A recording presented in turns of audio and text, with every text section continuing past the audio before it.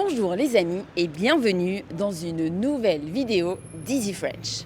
Aujourd'hui, on va vous apprendre comment décrire les choses qui nous entourent.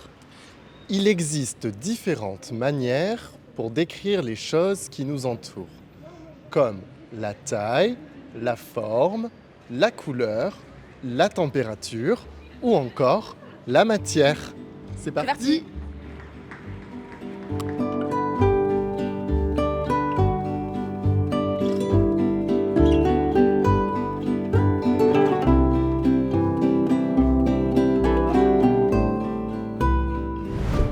Il y a plusieurs manières de construire une phrase pour décrire un objet. C'est plus nom plus adjectif ou adjectif plus nom dans le cas de certains adjectifs courts comme vieux ou grand. C'est un café vert. Il y a plus nom plus adjectif, Il y a un café vert. nom plus verbe être plus adjectif. Le café est vert. On peut aussi utiliser les déterminants démonstratifs ce, cette, c'est lorsqu'on sait de quel objet on parle. On peut les pointer du doigt. Au masculin, pour les noms singuliers, on utilise ce. Ce gâteau était délicieux. Sauf pour les noms qui commencent par une voyelle. Avec cela, on utilise cette. Cet immeuble est vétuste. Pour les noms féminins, on utilise cette. Cette rue est longue et interminable. Au pluriel féminin ou masculin, on utilise ces. Ces pots de fleurs sont alignés. Pour décrire un objet, il est essentiel d'en connaître la couleur. Et le nombre de nuances de couleurs étant infini, il existe de nombreuses manières de nommer les couleurs. La librairie est bleue. Le feu est vert. Le petit bonhomme est rouge. C'est un micro noir. C'est une doudoune rouge foncé. C'est un pull bleu marine. Derrière moi, il y a un mur gris. Quand elle retient sa respiration, Judith est rouge comme une tomate. Rouge, bleu, jaune, vert, marron, gris, rose, bleu clair, bleu foncé, rouge, tomate, gris, souris, bleu, roi, jaune, soleil.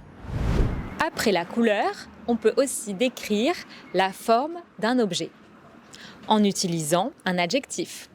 Triangulaire, rectangulaire, carré, rond, ovale. Parfois, en utilisant la structure en plus non.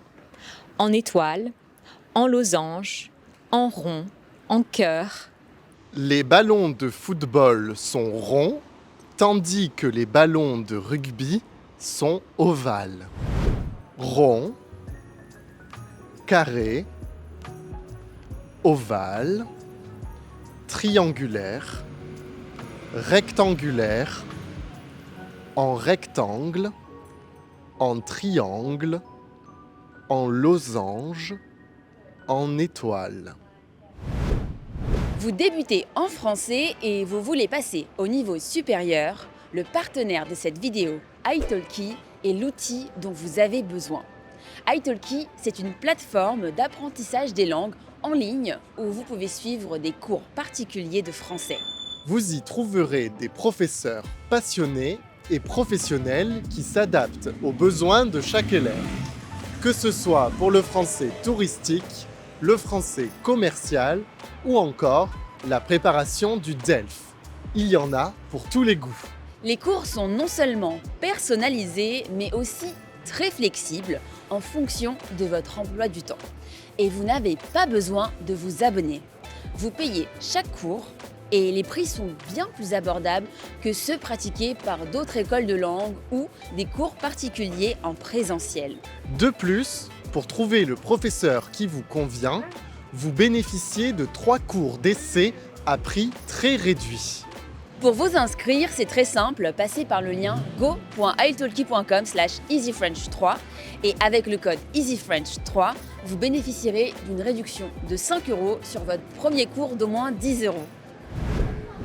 Pour éviter de se brûler, il est important de pouvoir comprendre la température d'un objet. Oh là là, tu as les mains vraiment froides.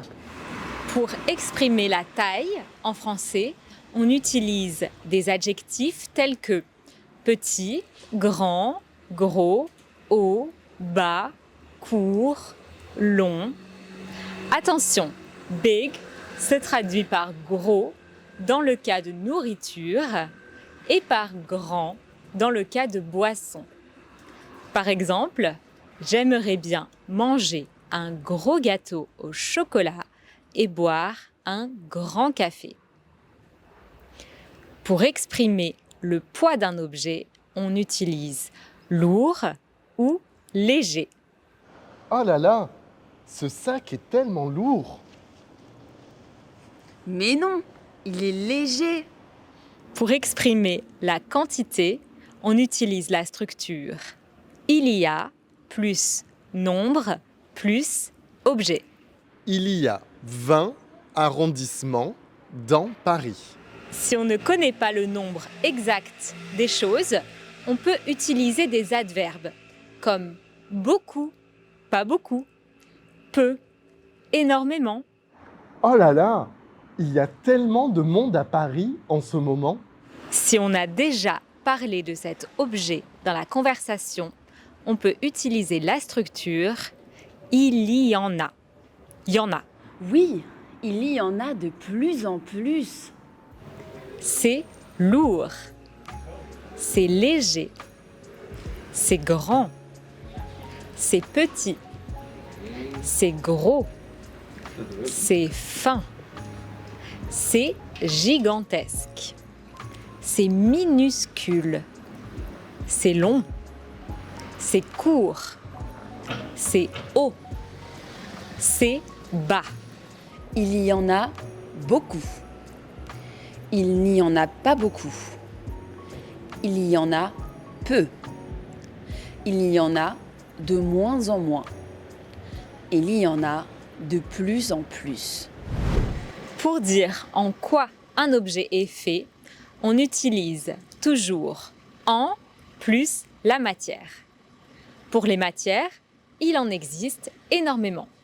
Le bois, le verre, le plastique, le silicone, la laine, le coton, le fer et bien d'autres. Il existe aussi des expressions idiomatiques en lien avec les matières. Par exemple, en béton, pour dire que quelque chose est solide, fiable ou certain, ou encore en carton, pour dire que quelque chose est peu fiable, incertain ou encore de mauvaise qualité. Tu as vraiment des muscles en béton. Tu n'es pas venu à mon anniversaire samedi, tu es vraiment un ami en carton. En plastique. En bois.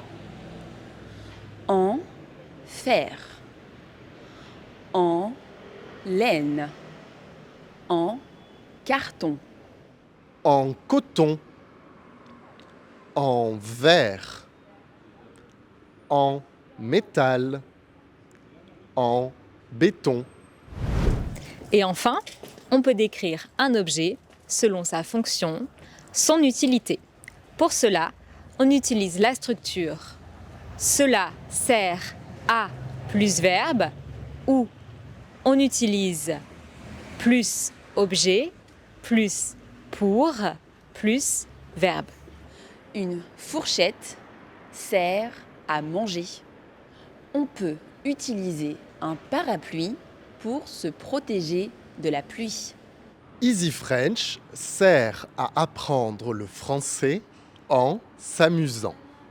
Maintenant que nous avons vu tout cela, il est possible d'assembler les descriptions sans ordre d'importance. Cette porte est bleue, grande, lourde et en bois. C'est un manteau gris en laine. Il sert à me tenir chaud. Dorénavant, vous saurez décrire les objets qui vous entourent. Et si cette vidéo vous a plu, likez-la et n'hésitez pas à décrire les choses qui vous entourent dans les commentaires et en français. Et on vous dit à la semaine prochaine.